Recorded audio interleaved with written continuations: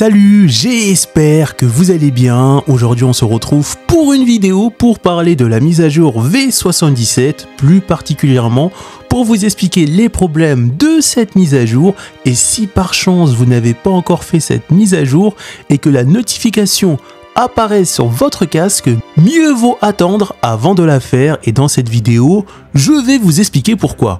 Comme toujours, n'hésitez pas à liker cette vidéo pour me soutenir, pensez bien à vous abonner et on est parti. Alors déjà, la première chose à savoir au niveau de cette mise à jour, c'est qu'on va retrouver des nouveautés très intéressantes, notamment une nouvelle interface au niveau du menu.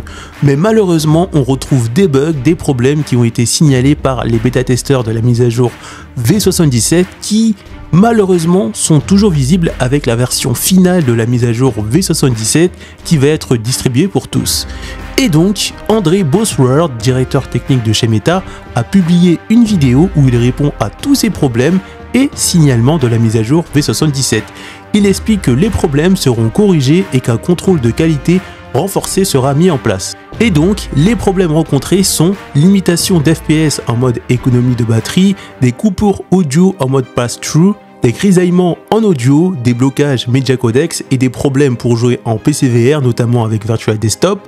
Guy Godin, développeur de chez Virtual Desktop, a tweeté à Bosworth pour signaler ces problèmes et a accusé l'équipe d'avoir ignoré les rapports PTC qui déclarent les problèmes sur la mise à jour V77 avant de déployer officiellement la mise à jour V77 pour tous. Et bien sûr, vous vous en doutez, avec la plainte des développeurs ainsi que la plainte des utilisateurs, Meta, avec bien sûr son directeur technique André Bosworth, a pris la sage décision d'appliquer un contrôle renforcé pour corriger les problèmes et prévoit des mises à jour de correction pour corriger tous ces problèmes de la mise à jour V77. Et donc, si vous êtes un utilisateur PCVR et que par chance vous n'avez pas fait cette mise à jour, ne la faites pas. Et si jamais vous rencontrez des problèmes que j'ai cités, ne la faites pas non plus. Et si vous avez d'autres problèmes que j'ai pas cités, mettez-les en commentaire pour aider la communauté.